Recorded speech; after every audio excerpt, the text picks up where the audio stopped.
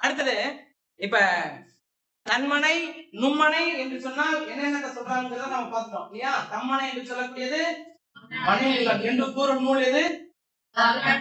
தம்மனை என்பதை மனைவியின் இல்லம் என்று கூறும் நூல் எது? அப்ப உங்களுக்கு பதில் தெரியும். கேள்வி எப்படிலாம் கேட்கறாங்க பாருங்க. சரியா? அப்ப பொருள் புரிதல் என்பது ரொம்ப ரொம்ப முக்கியமானது அப்படின்னு தெரிஞ்சுக்க. சரி, புக்கில் தற்காலிக தங்குமிடம் புறநானூறு சொல்லுதுப்பா. அதுக்கப்புறம் தன்மனை என்று சொல்லக்கூடியது திருமணத்திற்கு பின் கணவனும் மனைவியும் பெற்றோரிடமிருந்து பிரிந்து தனியாக வாழும் இடம் தன்மனை. மணந்தகம் முதல் குழந்தை பிறக்கும் வரை இருக்கக்கூடிய காலகட்டம். இதை நம்ம பார்த்தோம் இல்லையா. சரி, அடுத்தது தன்மனை நியோ லோக்கல். நியோ லோக்கல் அப்படின்னா தன்மனை அப்படின்னு நம்ம சொல்றோம். தன்மனை மனை என்ற சொல் நன்மனை தன்மனை எம்மனை இதெல்லாம் 2 மதிப்புல கேட்கலாம். மனை என்ற சொல் என்ன வெவ்வேறு பெயர்களிலே அந்த காலத்திலே சங்க காலத்தில் வழக்கத்தில் இருந்தது கேட்கலாமா? கேட்டா என்ன சொல்லுவ? ஆ இ ஊ எல்லாம் நான் போட்டு முடியா. அம்மனை இம்மனை உப்பனை எம்மனை எல்லாத்தையும் போட்டுருங்க. நம்ம படிவியா பாத்துக்க. ஆமா, நம்மனை தம்மனை எம்மனை இம்மனை உம்மனை நின்மனை நுந்தைமனை நன்மனை வருமனை வளமனை கடிமனை தாய்மனை என சங்க இலக்கியங்களில் பல இடங்களில் பயின்று வருகின்றது. ஒரு 4 எழுதுக்க. ஒரு 4 2 மதிப்புன்னா ஒரு 4. சரியா? கட்டாயமா தெரிஞ்சு வச்சுக்கணும். அதுல அடுத்தது பாத்தீங்கன்னா வேற ஏதாவது மணந்தகம். அப்புறம் இந்த மணந்தகம் ஃபேமிலி ஆஃப் ப்ரோக்ரியேஷன் அப்படின்னா மணந்தகம்னு தெரியும். அதுல இதுவரைக்கும் எழுதுனா இளம் தம்பதியினருக்கு ஏற்ற அறிவுரை கூறி நெறிப்படுத்தும் பணி செவிலிக்குரியது என்ற தொல்காப்பியம், அதுவும் பொருளதிகாரத்துல 151வது நூற்பால இந்த செய்தியானது சொல்லப்பட்டிருக்கிறது. இதன் மூலம் மணந்தகம் என்னும் குடும்ப அமைப்பு முதன்மை பெற்றிருந்ததை அறிய முடிகிறது. இது வரைக்கும் எழுதணும், முழுசா எழுதணும் மணந்தகம். புரியுதாங்க? அப்படியே மணந்தகத்துல வேற எந்த செய்திகளும் இல்ல. அதனால உருவினா இருந்தாலும் சிறுவனா இருந்தாலும் இதேதான் அப்படின்னு நீங்க முழுசா எழுதுவீங்க. தாய் வழி குடும்ப முறை. தாய் வழி குடும்பம் அப்படின்னா அந்த காலத்துல பெரும்பான்மையா சிறந்து விளங்கிய ஒரு குடும்ப அமைப்பு அப்படின்னு கேட்டோம்னா தாய் வழி குடும்ப முறையா தந்தை வழி குடும்ப முறை கேட்டா தாய் வழி குடும்ப முறை தான் முதல்ல. அப்புறம் தான் அதுக்கு இணையாக செயல்பட்டு கேட்டா தந்தை வழி குடும்ப முறை. புரியுதா? ரைட். அடுத்தது எதனால அப்படி சொல்றாங்க அப்படின்னு பார்த்தோம்னா செம்முது பெண்டின் காதலன் சிறான் சிறார் நம்ம சொல்றோம் இல்லையா. அப்ப காதலன் சிறான் அப்படின்னு சொல்றாங்க. அப்ப ஒரு பெண்ணினுடைய அந்த ரொம்ப பழைய பீஸா இருக்கக்கூடிய கேள்வியா இருக்கக்கூடிய அந்த பெண்ணினுடைய மகன் அப்படின்னு சொல்ல வராங்க. அந்த பெண்ணினுடைய அந்த முது பெண்டினுடைய மகள் அப்படின்னு நம்ம சொல்றாங்க. அப்ப யாருடைய பிள்ளைன்னு கேட்கிற பொழுது அங்க ரொம்ப கிழமையா வந்திருக்காங்க இல்லையா, அவங்களுடைய பிள்ளை, அவங்களுடைய மகன் அப்படின்னு சொல்றாங்க. அப்போ இக்காலகட்டத்துல இது சந்தை வழி சமூக முறை இக்காலத்துல இருக்கக்கூடியது. அதனால யாருடைய பிள்ளைடான்னு கேட்டா டக்குன்னு யாரு சொல்லுவ? அப்பா பேரை சொல்லுவ, அப்புறம் தான் அம்மா பேரை சொல்லுவ இல்லையா. ஆனா அக்காலத்துல என்ன சொல்லியிருக்காங்க? முதல்ல அம்மா பேரை சொல்லியிருக்காங்க, அப்புறம் தான் அப்பா பேரை சொல்லியிருக்காங்க. புரியுதா? அப்ப தந்தை வழி குடும்ப முறைனா தந்தை பேரு, தாய் வழி குடும்ப முறைனா தாய் பேரு அப்படின்னு சொல்லி இருந்திருக்கிறாங்க. அப்படிங்கிறதுக்கு சான்றுதான் இந்த பாடல்கள். புரியுதா?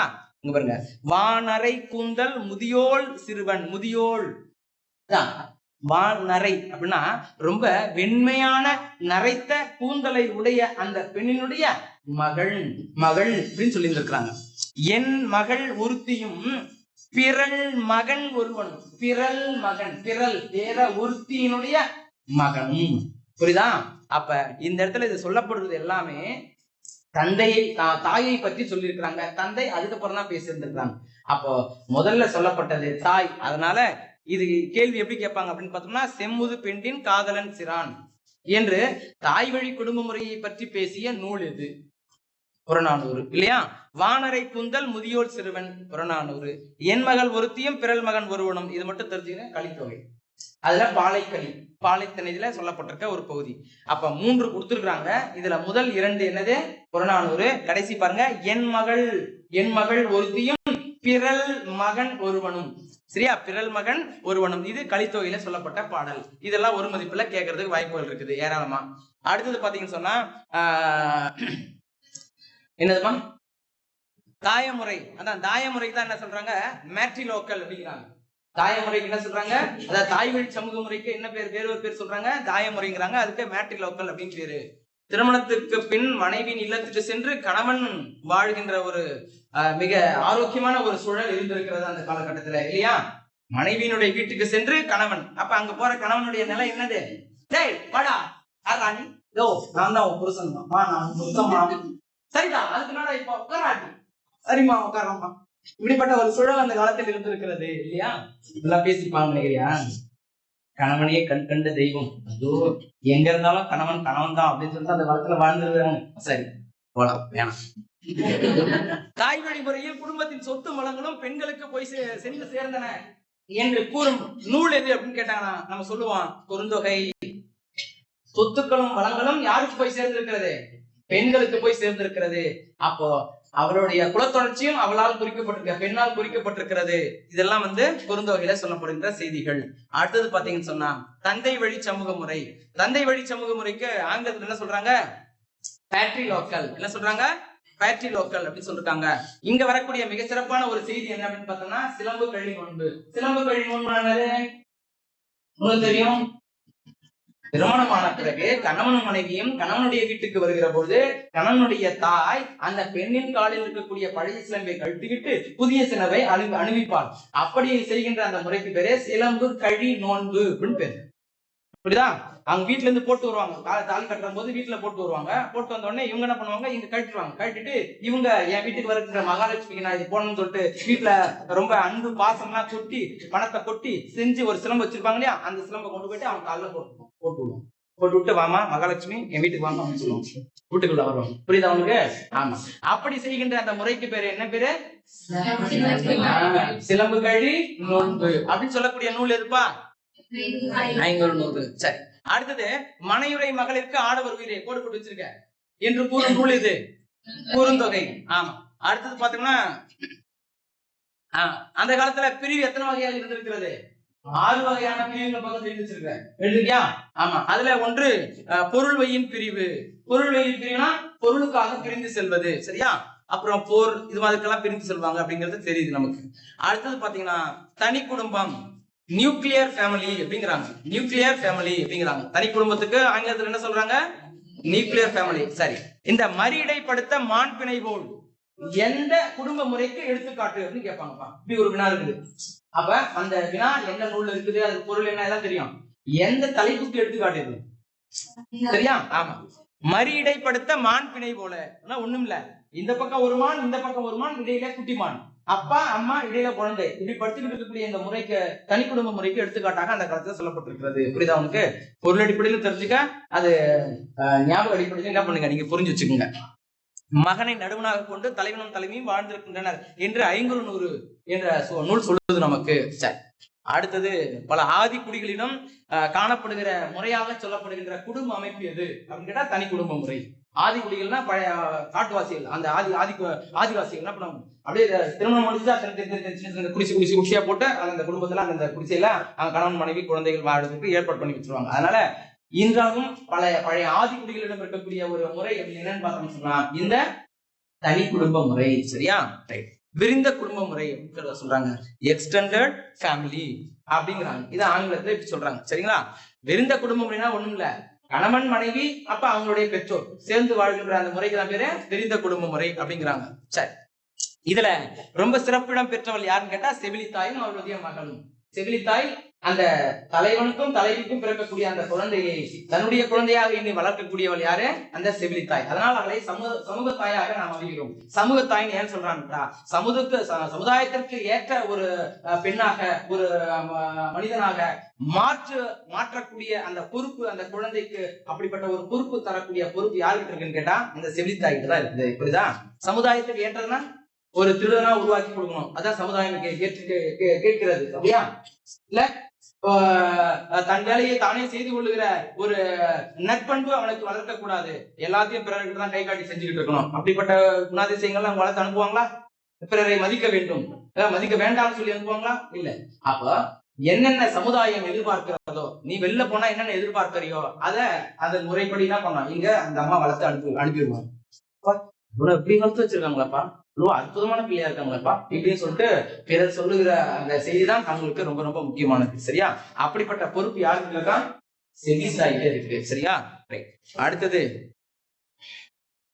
இது முன்னாடி ஒரு திருநாவை கொடுத்துருந்தாங்க, இப்ப அது இல்ல, இருந்தாலும் இதை நீங்க தெரிஞ்சு வச்சுக்கோங்க. சரிங்களா? நாம் இங்க இருக்கிறோம்னா நம்முடைய அப்பா அம்மா, நம்முடைய அப்பா அம்மா. அதுக்கப்புறம் பாட்டன் பாட்டி, கூட்டன் பூட்டி, ஓட்டன் ஓட்டி, செய்யோன் செய்யோள், பரன் பறை சீர்த்தான் பரம்பரை அப்படிங்கிறாங்க. மொத்தம் 6 இருக்குதா பாருங்க. 1 2 3 4 1 2 3 4 5 6. இந்த 6ம் சேர்ந்த பிறகுதான் என்ன சொல்றாங்க, ஒரு பரம்பரை அப்படின்னு சொல்றாங்க. புரியுதா? அப்ப நாம் இங்க இருக்கிறோம் சொன்னா நம்முடைய தந்தை தாய் அடுத்த நிலையில் இருக்கிறாங்க. அதுக்கு முன்னாடி பாட்டன் பாட்டி, அதான் தாத்தா பாட்டி சொல்றோம்ல அவங்க. அப்புறம் அவங்களுக்கு முன்னாடி பூட்டன் பூட்டி, அப்புறம் ஓட்டன் ஓட்டி, செய்யோன் செய்யோள், பரன் கூட்டல் பறை பரம்பரை அப்படிங்கிறாங்க. சரி, அதுக்கப்புறம் இந்த அமைப்பு முறையில இது எல்லாமே அப்படி இங்கேயும் திருப்பிக்கலாம். மகன் மகள் பெயரன் பெயர்த்தி. பேரன் சொல்லக்கூடாது, என்ன சொல்லணும், பெயரன்னு சொல்லணும். பார்த்துருக்கோம். கொள்ளு பெயரன் கொள்ளு பெயர்த்தி, எள்ளு பெயரன் எள்ளு பெயர்த்தி, இதெல்லாம் நம்ம தெரிஞ்சு வச்சுக்கிற ஒரு செய்தி இல்லையா. பேரன்னு கொடுத்துட்டாங்க.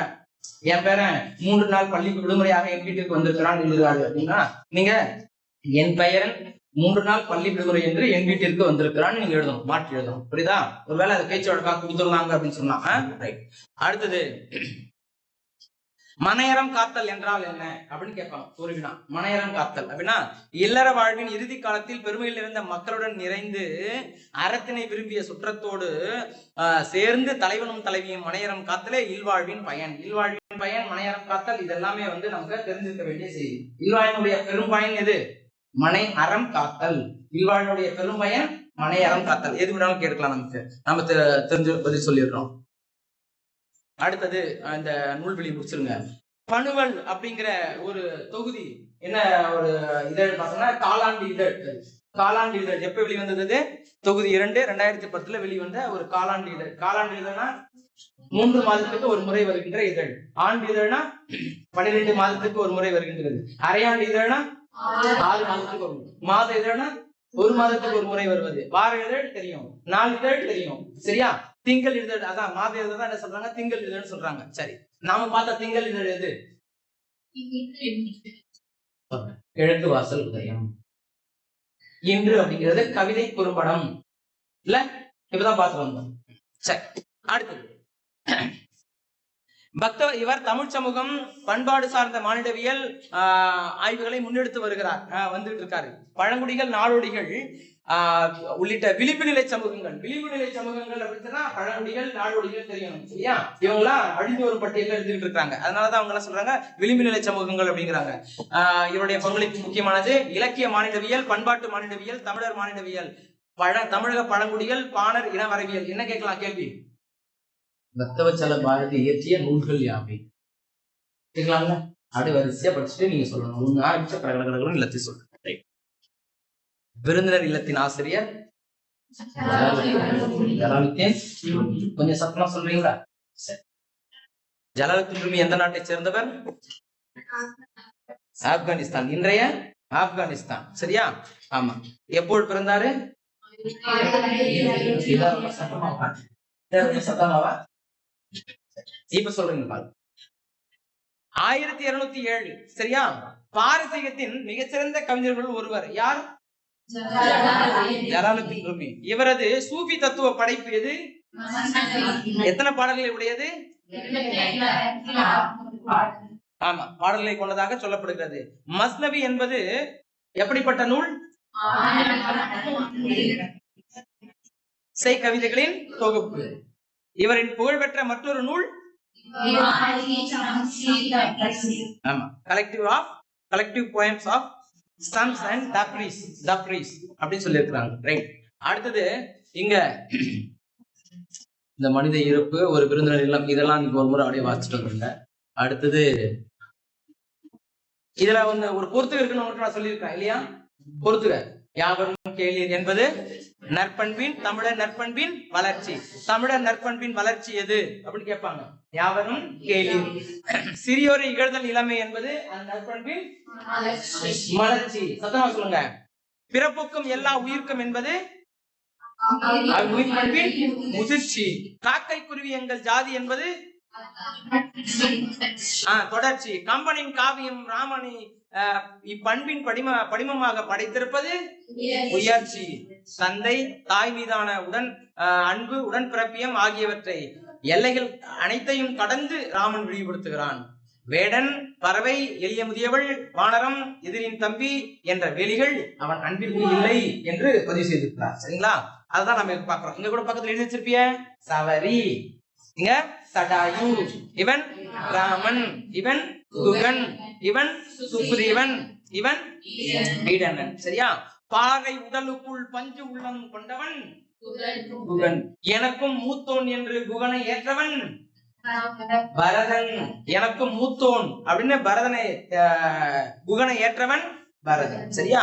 அடுத்தது சுக்ரீவன், வாலியின் தம்பி சுக்ரீவன் இல்லையா? அந்த மேருமலையை வலம் வந்து கொண்டிருக்கக்கூடிய சூரியனின் மகனாக இருக்கக்கூடியவன் சுக்ரீவன். சரி, இவன் எதிரியின் தம்பியாக சொல்லப்படுபவன் எதிரி என்பவன். எதிரியின் தம்பியாக சொல்லப்படுபவன் இந்த வீடனன். ஆனால் எதிரி என்று சொல்லக்கூடியவன் யாரு? இந்த ராவணன். சரிங்களா? இல்ல, கழுகு வேந்தன் சடாயு தன்னுடைய தந்தையாக பாவித்து இறுதி சடங்கு ஆற்றியது யாருக்கு? சடாயுக்கு. சரியா? அடுத்தது தாய் மீதான அன்பை செலுத்திய ஒரு முதியவள் யாரு? சவரி. சரியா? இப்ப குகன் எந்த காண்டத்துல வரான்?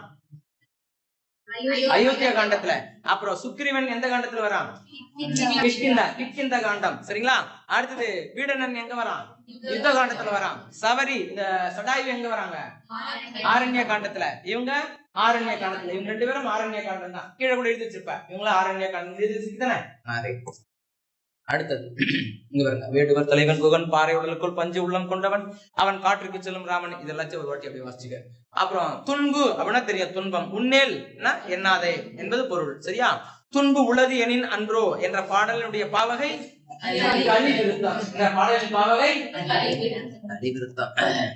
அடுத்தது ஈந்தனம் எனைய என்ன காரகி ஈட்டத்தோடும்.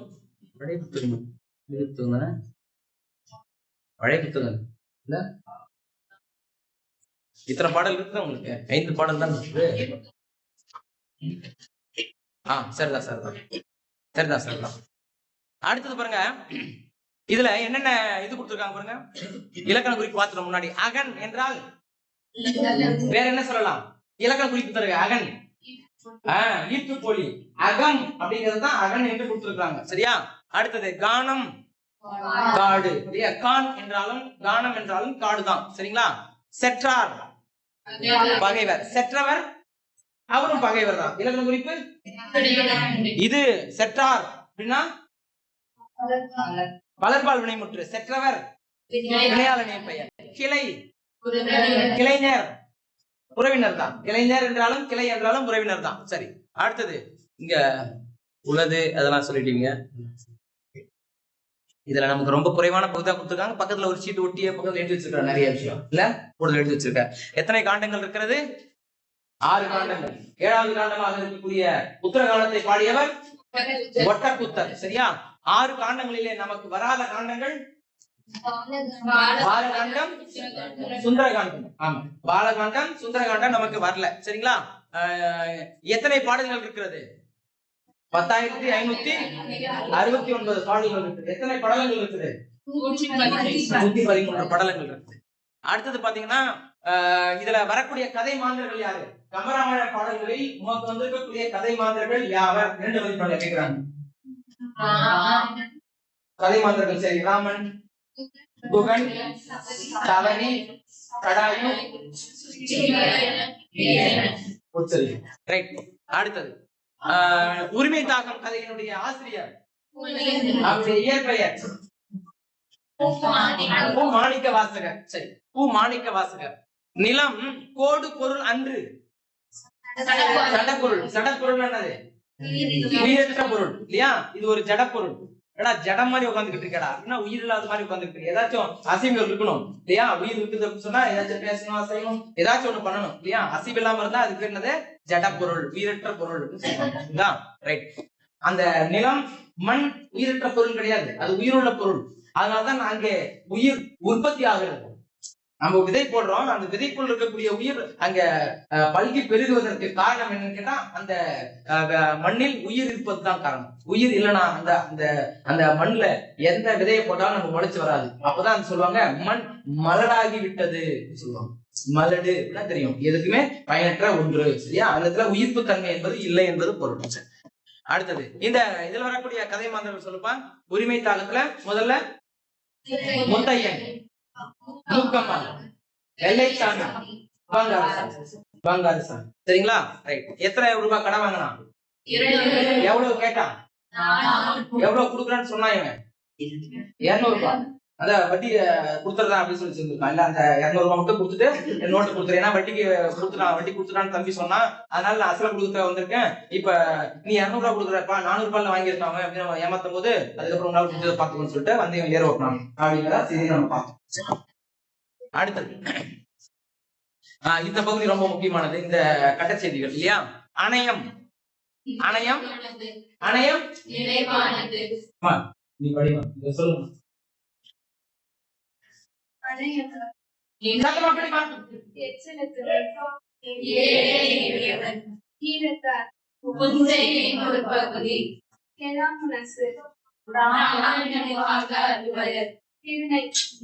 ரெண்டு வாட்டி படிமா, ஒரு வாட்டி படிச்சா இவங்க காத்துல பறக்க விடுவாங்க. அப்படி தெரியாது, இப்ப தெரியாது உங்களுக்கு.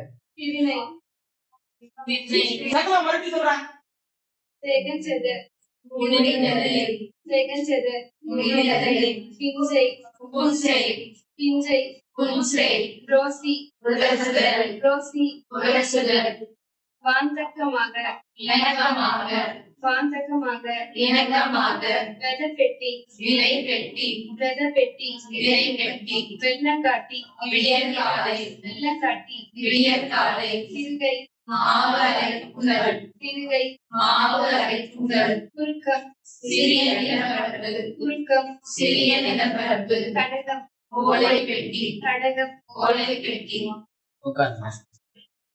நல்ல வேலையாக சொல்ல.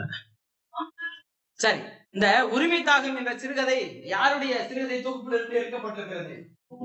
பூமணி சிறுகதைகள் என்ற தொகுப்பிலிருந்து எடுக்கப்பட்டிருக்கிறது. பூமணி எந்த எழுத்தாளர்களில் ஒருவர்? கரிசல் எழுத்தாளர்களில் ஒருவர். சரியா? பூ மாணிக்க வாசகம் என்ற தனது பெயரை சுருக்கி பூமணி என்று வைத்துக் கொண்டார். பூ மாணிக்க வாசகம் என்ற பெயரை சுருக்கி பூமணி என்று வைத்துக் கொண்டார். தமிழக அரசின் கூட்டுறவுத்துறையில துணை பதிவாளராக பணியாற்றியவர் யார்? பூமணி பணியாற்றிய துறை எது? கூட்டுறவுத்துறையில் துணை பதிவாளராக பணியாற்றியார். சரி, அவருடைய சிறுகதை தொகுப்புகள் யாவை? அவருடைய சிறுகதை தொகுப்புகள் யாவை? ஆமா. அவருடைய புதினங்கள் யாவை? மறுபடியும் சொல்லுங்க. ஆமா. கருவேலம் பூக்கள் என்ற திரைப்படத்தை இயக்கியவர் யார்? கருவேலம் பூக்கள் என்ற திரைப்படத்தை இயக்கியவர் பூமணி. அஞ்ஞாடி என்னும் புதினத்திற்காக 2014 சாகித்ய அகாதமி விருது பெற்றவர் யார்? பூமணி. சரியா? பூமணி சாகித்ய அகாதமி விருது பெற்ற நூல், சாகித்ய அகாதமி விருது பெற்ற ஆண்டு, இன்று என்ற கவிதை குறும்படத்தை இயக்கியவர். சரி. கருவேலம் பூக்கள் என்ற திரைப்படத்தை இயக்கியவர். ஆமா. ரைட். பொருள் மயக்கம். மயக்கம் என்றால் குழப்பம். சரியா? ரைட். அப்புறம் என்னென்ன பொருள் மயக்கம் ஏற்படுகிறது? சில பொருள் மயக்கத்தை கூறுக அப்படின்னு கேட்டாங்கன்னு சொன்னா என்ன சொல்லுவோம்? இடைவெளியும் பொருள் வேறுபாடும், அது ஒரு பொருள் மயக்கம். வல்லினமைகளும் பொருள் வேறுபாடும், கார்புள்ளியும் பொருள் மயக்கம். இதெல்லாமே ஒரு 2 மதிப்பெண் பா. எல்லாத்துக்குமே ஒரு 2 தலைப்புகள் தெரிஞ்சு வச்சுக்க. எல்லாத்துக்குமே 2 தலைப்புகள் தெரியும். புத்தக வினாக்கள் ஒரே ஒண்ணுதான் இருக்கும், அதெல்லாம் நமக்கு புத்தகத்தில் கேட்பான். இடைவெளியும் பொருள் வேறுபாடும் என்பதற்கு ஒரு சான்று தருக அப்படின்னு கேட்பான். வல்லினமையிலும் பொருள் வேறுபாடும், அங்க வல்லினமையும் பொருள் வேறுபாடுக்கு வல்லினமைகளை இட்டும் நீக்கியும் எழுதுக அப்படியே தூக்கி தப்பு எதிரியா? ஆசிரியருக்கு கீழ்ப்படுதல் என்னும் குணம் உண்மையானவற்றை தெரிந்து கொண்டு அறியாமையை அகற்றி பல நலனவற்றை கற்றுக் கொடுக்கணும் ஒரு கொடுத்துருக்காங்கன்னு வச்சுக்கேன். அப்படின்னு அங்க எழுதுவியா? எழுத தேவையில்லை. ஏன்னு கேட்டா அது வல்லினம் மிகுத்தினாலும் பொருள் ஒண்ணுதான். சில இடங்களெல்லாம் அது மாறுபாடுகள் ஏற்படுது. அப்ப நீங்க எழுதணும். என்ன எழுதணும்? விட்டு தெரிந்தான். இந்த படிச்சுட்டு போயிட்டு எழுதணும் இல்லையா? கத்தி கொண்டு வந்தான் இல்லையா? அங்க வேறுபடுகிறது. சரியா? கத்தி கொண்டு வந்தான் ஒரு பொருள், கத்தி கொண்டு வந்தான் அது ஒரு பொருள். இக்கு போட்டு எழுதுனா ஒரு பொருள், இக்கு போடலாம் ஒரு பொருள். புரியுதா உனக்கு? அப்ப இந்த மாதிரி நம்ம என்ன பண்ணணும்? எடுத்து படிச்சு தெரிஞ்சுக்கணும். 2 தலைப்புகளை 2 எடுத்துக்காட்டுகளை தெரிஞ்சுக்க ஒரு தலைப்பிற்கு. ஏன்னா ஒவ்வொன்றும் 2 மதிப்பெண். சரி, அடுத்தது இது புத்தகத்திலே இருக்கு, அதனால இது தேவையில்லை உனக்கு. இடைச்சொற்களும் விகுதிகளும் சொல் உறுப்புகளும் இது நமக்கு சில பகுதிகள் புத்தகத்திலே கொடுத்துருக்காங்க. தான், தானே, அதுக்கப்புறம் விட்டான், அதுக்கப்புறம் முன், இதெல்லாம் கொடுத்துருக்காங்களா? 2 பொருள்களை அழைத்து மற்றதை நீங்க என்ன பண்ணணும், நீங்க படிச்சு வச்சுக்கணும். சரிங்களா? தன், பாண்டியன் தன் கவிதையை படித்தான். பாண்டியன் தன் கவிதையை படித்தான். இந்த மாதிரியான வேறுபாடுகளுக்கு நம்ம அங்க யோசிச்சா எழுதுவோம், ஆனா அங்க யோசிக்கிறதுக்கு நேரம் இல்லை அப்படிங்கிறத கவனமா இருந்துக்குங்க. இதை ஒரு வாட்டி கொஞ்சம் வாசிச்சுங்க. இப்ப நான் நேரம் தருவேன், அப்ப இந்த மாதிரியான பகுதிகளை கொஞ்சம் வாசிச்சிடணும். அகநிலை வினாக்கள்ல இங்க கேட்டா நீங்க விழுந்துடக்கூடாது, பாத்துக்க. அதுக்கப்புறம் சொல் உறுப்புகள், இருந்து, நின்று, விட, காட்டிலும், இதெல்லாம் பார்த்தா சொல் உறுப்புகள். அப்ப வீட்டில் இருந்து சென்றான், வீட்டில் இருந்து சென்றான், ரெண்டுத்துக்கும் வேறுபாடு இருக்குது அப்படிங்கறத நம்ம தெரிஞ்சு வச்சுக்கிறோம். அப்புறம் பொருள்களை மாற்றி எழுதும் போது ஏற்படும் பிழைகள், அதாவது சொற்களை மாற்றி மாற்றி எழுதணும்னா என்னென்ன பொருள் மாற்றத்தை உண்டாக்குது. ஆண்டுதோறும் மறைந்த இருக்கா? ஆமா, ஆண்டுதோறும் மறைந்த தி ஜானகிராமன் நினைவாக கூட்டம் நடைபெறும். என்ன சொல்லுது செய்தி? ஆண்டுதோறும் இறந்து கொண்டிருக்கிறார் என்ன செய்தி சொல்லுது. சரியாது? தவறு தானே? எப்படி எழுதணும்? மறைந்த தி ஜானகிராமன் நினைவாக ஆண்டுதோறும் கூட்டம் நடைபெறும். ரெண்டுக்கான வேறுபாடுகள் தெரியுதா? சரியா? பேருந்து மோதி மிதிவண்டியில் சென்றவர் காயம், முன்னாடி படிச்சுமா? ஞாபகம் இருக்கா? பேருந்து மோதி மிதிவெளியில் செல்லவில்லை, மிதிவண்டியில் சென்றவருக்கு தான் பேருந்து மோதி காயம். அப்படித்தான் எழுதணும். சரியா? ஞாபகத்தில் வச்சுக்கணும். அடுத்தது இங்க ஒண்ணு இருக்கு பாருங்க, இந்த ராமனுக்கு பணிவிடை செய்ய, எது சரியான தொடர்?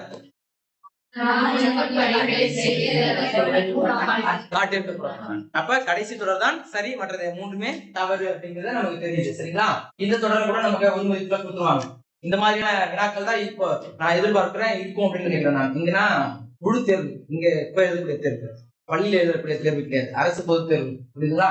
இந்த மாதிரி நீ பொருள் புரிஞ்சிருக்கா, உனக்கு தமிழ் உனக்கு தெளிவா தெரிஞ்சிருக்குதா அப்படிங்கறத அடிப்படையில் தான் கேட்பாங்க. அதனால இந்த பாடம் ரொம்ப ரொம்ப ரொம்ப ரொம்ப முக்கியமானது. கொஞ்சம் அகநிலை வினாக்களை கொஞ்சம் கூர்ந்து கவனிங்க.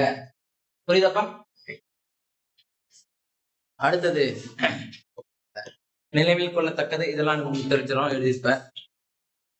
சொற்றொடர் பிழை, என்னென்னலாம் பிழை வருது? கோவலன் மதுரைக்கு சென்றது, மதுரைக்கு சென்றான், இது எங்க கேட்டிருந்தாங்க? 1 மதிப்பெண்ல கேட்டிருந்தாங்களா இல்லையா? பார்த்தோமா இல்லையா? நம்ம கோவலன் மதுரைக்கு சென்றான் அப்படின்னு எழுதணும்பா. இங்க பறவைகள் நெல்மணிகளை வேகமாக கொத்தி தின்றது, தின்றன எழுதணும்பா. பார்த்தோமா இல்லையா? ஒரு பயிற்சி பார்த்தோமா இல்லையா? அடுத்தது அவன் இங்க அது அப்படிங்கிற வேற்றுமை உறவு எங்க நம்ம சேர்க்கணும் அப்படின்னு கேட்டோம்னு சொன்னா, எனது வீடு சேர்க்கலாம், அரசரது மாளிகை சேர்க்கலாம். ஆனால் அரசரது மகன் என்று எழுத தேவையில்லை. ஏன்னா அரசர் மகன் அப்படிதான் எழுதணும். ஏன்னா வறுமொழி உயர்தனியாக இருந்துச்சுன்னா அதுங்கிறத போடக்கூடாது. அதுங்கிறது இது ஆடு மாடு தான் அதுன்னு போவோம். அப்ப உயர்தனியா வரக்கூடியது மனிதர்களுடைய பெயர்கள் தான் வரப்போகுது. அப்ப அங்க என்ன பண்ணக்கூடாது, நம்ம அதுங்கிறத பயன்படுத்தக்கூடாது. ஆசிரியரது மாணவன், ஆசிரியரது பிள்ளை அப்படின்னு நம்ம சொன்னோம்னா தேவையில்லை. ஆசிரியர் பிள்ளை, ஆசிரியர் மகன் அப்படின்னு நம்ம சொன்னா போதும். அரசர் மகன், அரசர் மனைவி இப்படின்னு சொன்னா போதும்.